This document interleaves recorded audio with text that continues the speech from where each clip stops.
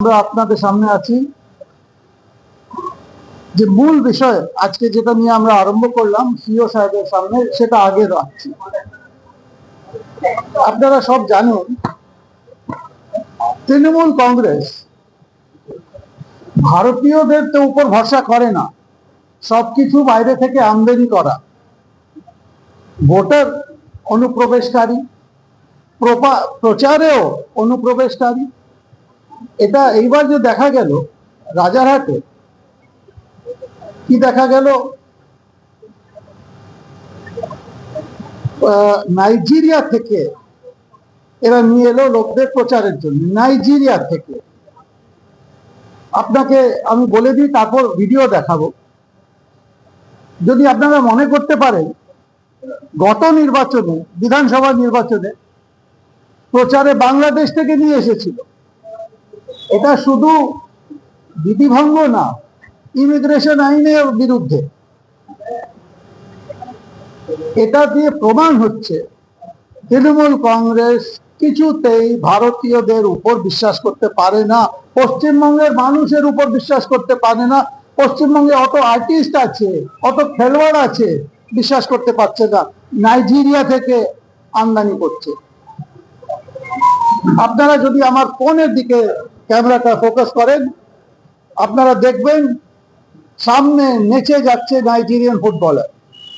আপনাদের আজকে যখন আমরা পাঠাবো, এই লিঙ্কও পাঠিয়ে দেবো। এটা 1 নম্বর। এটা আমরা কমিশনকে দিয়েছি অবিলম্বে অ্যাকশন নিতে। আর এই অ্যাকশন কিন্তু শুধু ওই লোককে সরানো না, ইমিগ্রেশন আইন, ভিসা আইন ভেঙেছে, ওকে অ্যারেস্ট করতে হবে। আর যে তৃণমূলের প্রার্থী যার জন্য এটা হয়েছে, অদিতি মুন্সি, ওনার বিরুদ্ধেও ব্যবস্থা নিতে হবে, 1 নম্বর। দ্বিতীয় কথা, বাঁকুড়ায় একজন ওখানে স্থানীয় তৃণমূল অধ্যক্ষ শেখ হামিদ টুইট করা মানে লিখিত দেওয়া, সরাসরি হুমকি দিচ্ছেন অফিসারদের, আমরাই আছি, আমরাই থাকবো, এরপর তোমরা দেখে নাও কোথায় যাবে, ইলেকশন কমিশনের উপর দিকে তাকিও না, না হলে তোমার কপালে দুঃখ।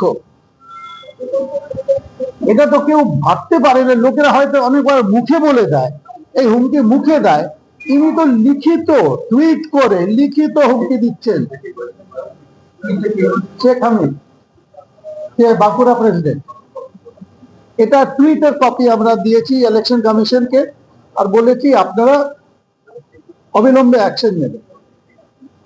আমরা আমাদের অভিজ্ঞতার হিসেবে যে গত 3 নির্বাচনে যেটা দেখেছি, যে সেন্সিটিভ বুথ, আমরা একটা তালিকা দিয়েছি, এটা আমাদের হিসেবে এই সেন্সিটিভ বুথগুলো আপনারা দেখে নেবেন।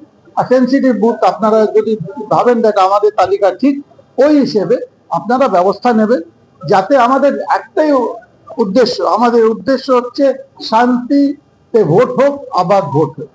এই আজকে মূল 3টে বিষয় ছিল।